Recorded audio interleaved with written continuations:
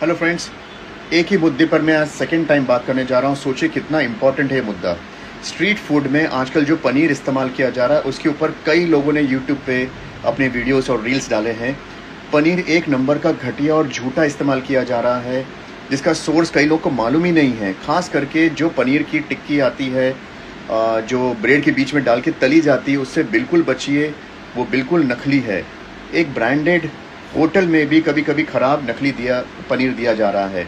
इसको टेस्ट करना बहुत डिफ़िकल्ट है। आयोडीन ड्रॉप्स डाला जाता है, अगर वो काला हो जाता है तो स्टार्च के साथ मिलने की वजह से वो काला हो जाता है, वो फेक पनीर है, लेकिन वो पूरी तरह से प्रामाणिक नहीं है। इसीलिए ब्रांडेड, जैसे बड़े जो सालों से जो दूध बनाते आ रहे हैं, ब्रांडेड जगह से ब्रांडेड खाना खाइए। स्ट्रीट फूड को अलविदा करिए, क्योंकि इतने लोग बीमार होकर स्कूल नहीं जा पा रहे हैं, अपनी नौकरी पे नहीं जा पा रहे हैं। इसलिए स्ट्रीट फूड में पनीर का खास ध्यान रखिए, अवॉइड करिए।